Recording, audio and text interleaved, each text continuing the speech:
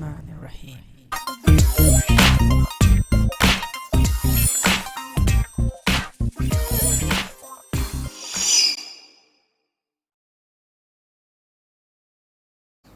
Assalamualaikum and greetings, AliShanMao here and welcome to more RC video reviews. Today in this video, we'll talk about the BetaFPV new Lite 2 radio control.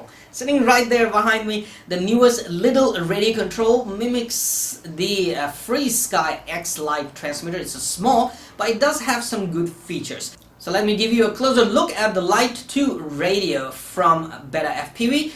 We'll talk about its features, we'll see how it works, and I can actually bind it right away with my BetaFPV 65X HD little VOOP and fly it indoors and give it a test right away. Alright, this is the BetaFPV Lite 2 radio control. Actually, I like the white color scheme on this because it matches very well with the blue and black color schemes of BetaFPV quadcopters or FPV VOOPs. The radio also comes with the 2S 350 mAh battery, which you can plug easily at the back of the radio, right here in the battery compartment. So just plug the balance port into the supplied balance port right there, and after that tuck this connector right there.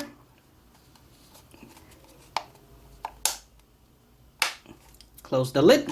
That's it. The design or how it feels in your hand is more likely a joystick or a PlayStation joystick or PlayStation controller or FreeSky X Lite radio control. So basically in my little hands it fits very well and I am very comfortable using these sticks. But the issue that I'm having, that they should have anti-slip rubber grips right here at both sides, because I find myself constantly struggling to hold the radio in my hand in the right place. It keeps on slipping. It keeps on slipping in my hands, and I constantly struggle to adjust my hands while flying. So I hope the BetaFPV will add anti-slip material at both sides of the radio here. Now let's talk about the features of this radio. Number one, the radio control supports FreeSky D16 FCC, FreeSky D16 LBT, and FreeSky D8 protocols, which you can easily switch. And if your quadcopters or drones are running D16 or D8 FCC and LBT versions, you can easily switch your radio to those versions and control and bind your radio to those FPV VOOPs or FPV quadcopters and fly with this radio.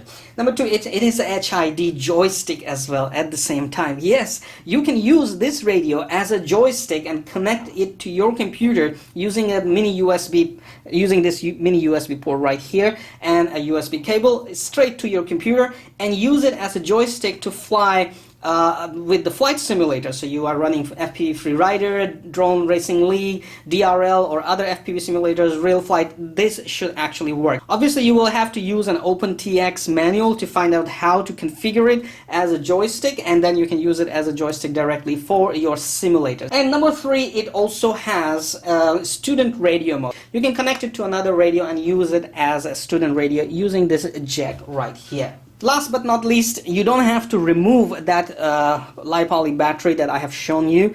You can charge the LiPo battery inside the radio control straight, because it has a LiPo battery charger built in. So just plug the USB cable here and plug it to the 5-volt USB supply, a USB adapter, and it will charge the battery automatically while the battery is inside. The gimbal feel is very good, nice and soft. We have about 4 switches: SB, a 3-position switch, SC, a 3-position switch, SD, a 2-position switch, SA, a 2-position switch.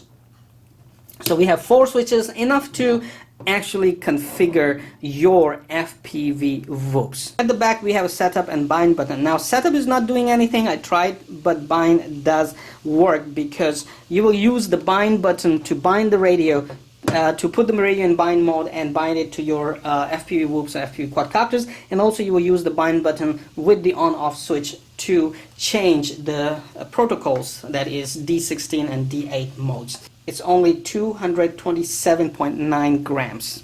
Now the color of the LED is how the radio control actually talks to you. So if the red is solid, the throttle stick or switches are not in lowest position. If green is solid, that means the system is loading. If blue is flashing slow, you mean it means the battery reaches to the low voltage. You need to charge the battery. So we can find it out. We can check the red one right away. So press and hold to turn it off.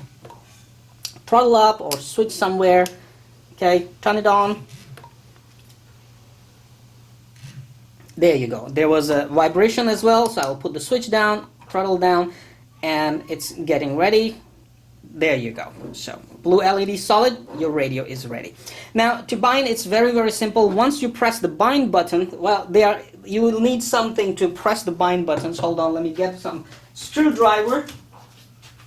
You'll need a screwdriver to press the bind button, so just press the bind button and radio actually gets into bind mode for 10 seconds. During this 10 seconds, you can press the bind button on your quadcopters or follow the process of putting your quadcopters or FPV whoops into bind mode and your radio will bind properly. Once the radio is bind, you can go to BetaFlight setup and set up your switches and flight modes. So let's bind this to this little FPV whoop right here, BetaFPV 85X HD. The 4S version is here. I'm very, very happy. We'll fly it outdoors. For indoors, we will test the radio with the BetaFPV 65X HD whoop. Okay, so let's bind it and test it and see how it goes. Alright, welcome to my messy table. The radio is here. And basically, if you want to change the protocols, all you need to do is press and hold the bind button, press and hold the power button. Once the radio turns on, you press it once again. It's the question of timing. You have to be right on the timing. I've tried it many times. Once you have the vibration, you press the button and repeat this process to change the protocol. So basically, once press the button, it will change the protocol. And how do you know when you turn the radio on? The purple LED flashes once, that's D16, flashes FCC, flashes twice, D16 LBT, and flashes 3 times, that's D8 mode. And we are talking about free sky protocol. So press and hold. It's in bind mode. Now turn the radio on. 1, 2, 3 times purple LED means it's in D8 mode. Press bind, and the green LED is blinking on the FPV whoop. This means the quadcopter is bind to the radio. Now it's time to test. Run the BetaFlight.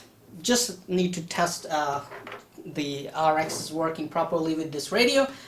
And that we also have our control on it. Okay, it's working, but look at that crazy thing right there. Right, you have to change it to free sky, let's say. Yeah, it stopped right here. Okay, so left, right, left, back, forward, the pitch, and left, right.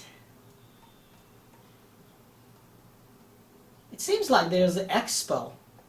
So in right here is on the sticks right here. It seems like there is an expo, so it doesn't move too fast. I have my PIDs really crazy on this one.